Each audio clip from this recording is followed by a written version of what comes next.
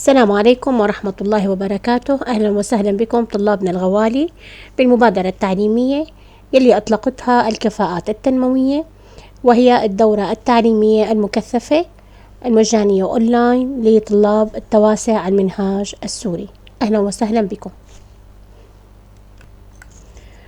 إن شاء الله سنتابع الوحدة الثانية أو سلسلة الدورات أو الجلسات التعليمية بالمنهاج رياضيات الهندسة. الجلسة الماضية عملنا مراجعة شاملة وحلينا تدريبات عملية على الوحدة الأولى. سننطلق هلأ لحتى نبدأ بمراجعة شاملة للوحدة الثانية الهندسة. رح نشرح هلأ مبرهنة النسب الثلاث ونصها كالتالي: إذا كان لدينا مستقيمان متوازيان ومستقيمان متقاطعان أو متقاطعان وقاطعين للمتوازيين أو على امتدادهما بنفس الاتجاه، تتحقق مساواة النسب الثلاثة. طبعا نكتب النسب الثلاثة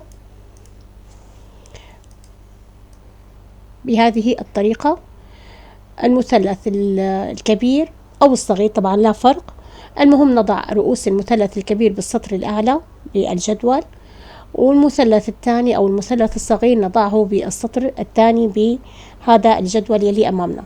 هلا مثل ما أننا ملاحظين إنه السطر الأول عنا الرأس A، تحته مباشرة أيضا الرأس A. ليش؟ لأنه الرأس A هو عبارة عن رأس مشترك بين المثلثين المتشابهين.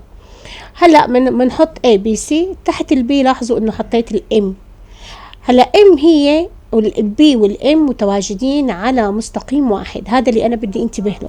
بدي انتبه انه النقاط او الرؤوس موجودة على مستقيم واحد. عندي السي راح اطلع على المستقيم سي، راح الاقي انه على نفس المستقيم موجودة عندي النقطة A. اذا المثلث الاول ABC تحته النقاط رأس المشترك والنقاط الموجودة على نفس الاستقامة. هون بيتحقق عم بيقول لي هو انه اذا كانوا المستقيمين متوازيين تتحقق التناسب او النسب الثلاث اللي هي مكتوبة بهذا الشكل.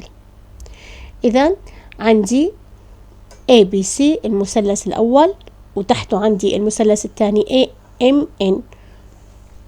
رح نبدأ AB يعني الكبير، الضلع الكبير بالمثلث الاول على الضلع اللي موجود على نفس أو على الضلع الصغير الموجود على نفس الاستقامة على AM. BC على MN، AC على AN. هذا طبعا إذا أنا عم أكتب التناسب بطريقة إنه المثلث الكبير على المثلث الصغير. تمام. ممكن إني أنا أكتبه بشكل آخر، إني أنا أقول المثلث الصغير على المثلث الكبير. طبعا هلأ نحن بدنا ننتبه لشغلة كتير مهمة.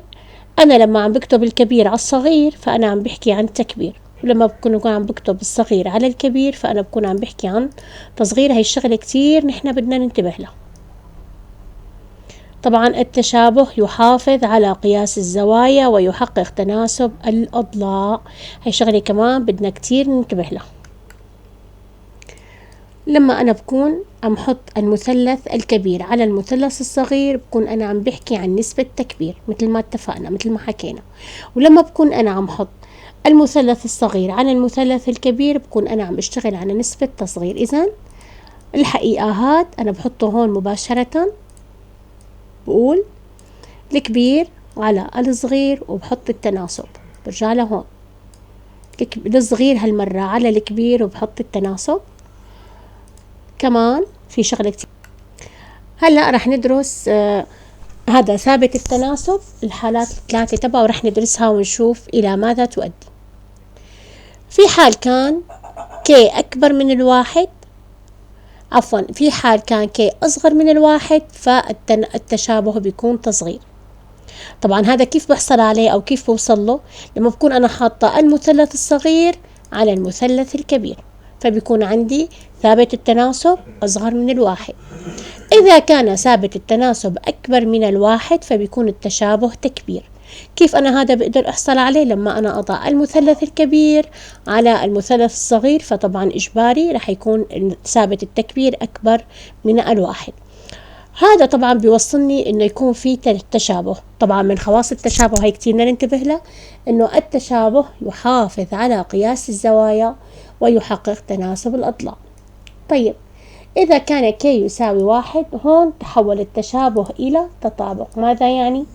يعني ان هذه الحالة اصبح نفس قياس الزوايا ونفس قياس الأطوال. إذا يحافظ على قياس الزوايا وتتساوى الأضلاع بين الشكلين المتشابهين، تحولا إلى شكلين متطابقين.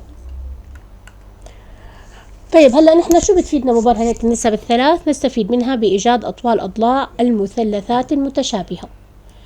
إذا نستفيد منها بإيجاد أطوال أضلاع المثلثات أو الأشكال المتشابهة. بما انه صار عندي في تناسب او تساوي بين كسور، كسر اول يساوي كسر ثاني يساوي كسر ثالث، او نسبة تساوي نسبة وتساوي نسبة، اذا نحن حصلنا على تناسب. اول ما بقول اني انا في عندي تناسب، اذا استطيع استخدام خواص التناسب اللي احنا شرحناها بالتفصيل وعملنا عليها تدريبات بالوحدة الاولى بشكل كتير موسع، وصار الموضوع كتير سهل بالنسبة لنا. أنا إذا بقدر استخدم الخواص اللي أنا كمان حكيت عنها إنه هي كتير مهمة، يلي هي الضرب التقاطعي، يلي هي تثبيت المقام، جمعه أو طرحه مع البسط المقابل له، أو تثبيت البسط وطرحه أو جمعه مع المقام المقابل له. رح ننتقل هلأ لفكرة تانية، وهي فكرة عكس مبرهنة النسب الثلاث.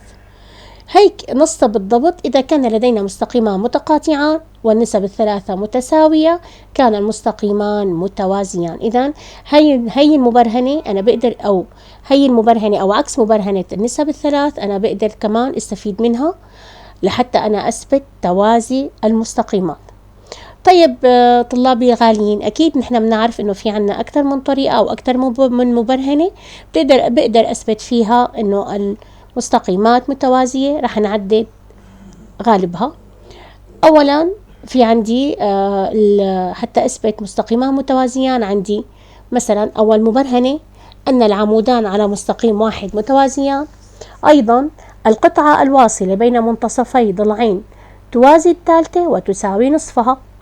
إذا تساوت الزاويتان بالتبادل الداخلي أو الخارجي أو بالتناظر، كان المستقيمان متوازيان. يعني أنا هون عندي هلأ الطرق اللي أنا بقدر أثبت فيها توازي المستقيمات، ومن ضمنها طبعا بنضاف لهون نظرية عكس مبرهنة النسب الثلاث. رح ندرس مع بعض هلأ ماذا نستفيد من ثابت التناسب، كيف بنقدر نوصفه وكيف نقدر نستفيد منه لحتى نحسب محيط قياس محيط الأشكال المتشابهة، قياس محيطها أو قياس مساحاتها أو قياس الحجم. طبعا هذا بده يكون عندي بداية ثابت التناسب معروف، وأحد الشكلين، عندي شكلين أنا متشابهين، عندي معلوم ثابت التناسب ومعلوم محيط شكل من هالأشكال المتشابهة. فلازم يكون عندي معلومين لحتى أنا أقدر أوصل للمحيط الشكل الثاني. كيف بطبق؟ بقول محيط، هذه هي القاعدة، بقول أنا محيط الشكل، طبعا هذا المحيط مجهول أنا ما بعرفه، أنا بدي أحسبه، بالمحيط المجهول يساوي ثابت التناسب ضرب محيط المعلوم أو المحيط اللي أنا عارفة قياس محيط الشكل اللي أنا عارفة محيطه. إذن برجع بعيد: محيط المجهول يساوي ثابت التناسب ضرب المحيط المعلوم. هذا يطبق لما بيكون عندي شكلين متشابهين. طيب إذا كان عندي مساحة أحد الشكلين وعندي أيضا ثابت التناسب، كيف أحسب مساحة الشكل الثاني؟ نفس الطريقة، بقول المساحة المجهولة، لكن باخد هون كي مربع، باخد مربع ثابت التناسب وبضربه بالمساحة المعلومة. إذن المساحة المجهولة، مساحة الشكل المجهولة، تساوي مربع ثابت التناسب ضرب المساحة المعلومة، وهيك أنا بقدر أحصل على المساحة المجهولة عندي. طيب إذا كان عندي معلوم ثابت التناسب ومعلوم أيضا عندي حجم أحد الشكلين المتشابهين، أطبق هذا القانون: V المجهول يساوي كي مكعب، أكعب ثابت التناسب وأضربه بفي المعلوم أو بحجم المعلوم.